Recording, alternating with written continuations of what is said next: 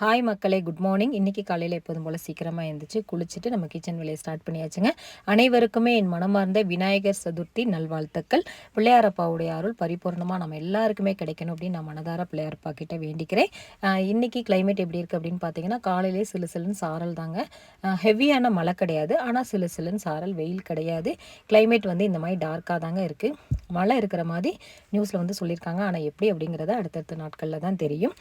இன்றைக்கி நம்ம வீட்டில் என்ன ஸ்பெஷல் அப்படின்னு பார்த்தீங்கன்னா, இட்லி அவிச்சு கத்தரிக்காய் கடையில் தாங்க பண்ண போகிறேன். இதுக்கு சிறுபருப்பும் துவரம் பருப்பும் வேக வச்சுருக்கேன். காய்கறி என்ன அப்படின்னு பார்த்தீங்கன்னா, கத்தரிக்காய், 4-5 தக்காளி, சின்ன வெங்காயம், 2 பச்சை மிளகா, கறிவேப்பிலை, பெரிய வெங்காயம், சின்ன வெங்காயம் இதெல்லாமே போட்டு வச்சுருக்கேன்.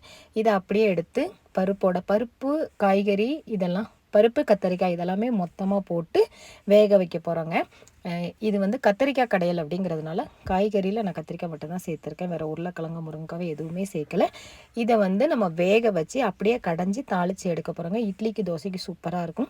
கொஞ்சமாக கல் உப்பு, மஞ்சள் பொடி, கொஞ்சமாக சாம்பார் பொடி ரொம்பலாம் போடலைங்க. வத்தல் பொடியோ வேறு எதுவுமே சேர்க்கலை. காயம் கொஞ்சம் சேர்த்துருக்கேன். இதெல்லாம் போட்டு ஒரு 20 நிமிஷம் நம்ம மூடி வச்சோம் அப்படின்னா நல்லா வெந்துருங்க. இது வந்து குழுன்னு வேகணும்.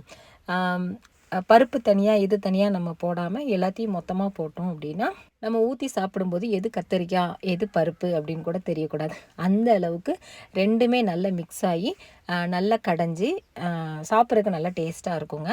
இதை நல்லா கையிட்டே நம்ம நல்லா பருப்பு பலகையை வச்சு நல்லா கடைஞ்சோம் அப்படின்னா அந்த தக்காளி, கத்தரிக்காய், பச்சை மிளகா, கறிவேப்பிலை, பூண்டும் நான் இதில் சேர்த்துருக்கேன். இதெல்லாமே சேர்த்து கடையும் போது எல்லாமே மிக்ஸ் ஆயிருங்க. பாருங்கள், பார்க்குறதுக்கு இப்படி தாங்க இருக்குது. நல்லாயிருக்கும், சூப்பராக இருக்கும். காரம் அதிகமாக இருக்காது. உங்களுக்கு உப்பு ஏற்ற மாதிரி நீங்கள் வந்து போட்டுக்கோங்க. இப்போ இதை அப்படியே அடுப்பில் கொஞ்சம் நேரம் வச்சு எண்ணெய் ஊற்றிட்டு கடுகு, வெந்தயம், சீரகம் சேர்க்கணும் அப்படின்னா நம்ம சேர்த்துக்கலாம். இதெல்லாம் போட்டு எப்பயும் போல் தாளிக்கிற மாதிரி தாளிச்சிக்கலாம். இதுக்கு வந்து நம்ம கடைஞ்சதுக்கப்புறம் கொஞ்சம் தண்ணி சேர்த்துக்கணுங்க. ஏன்னா இந்த பருப்பு வந்து டக்குன்னு கட்டி ஆயிடுச்சு அப்படின்னா நமக்கு ஊற்றி சாப்பிட்றதுக்கு கொஞ்சம் இதாக இருக்கும். அதனால் தண்ணி சேர்த்துக்கோங்க. இப்போ தாளிக்கிறதுக்கு கடுகு, வெந்தயம், 2 காஞ்ச வத்தல், 2-3 காஞ்சல் வத்தல், அப்புறம் வெங்காயம், கறிவேப்பிலை இதெல்லாம் போட்டு தாளித்து ஊற்றினோம் அப்படின்னா சூப்பரான கத்திரிக்காய் கடையல் ரெடி ஆயிரும். இன்றைக்கி பிறந்தநாள் மற்றும் திருமண நாள் காணக்கூடிய எல்லாருக்குமே கண்ணா கடவுளுடைய அருளும் எங்கள் எல்லாருடைய விஷஸும் கண்டிப்பாக இருக்கும்.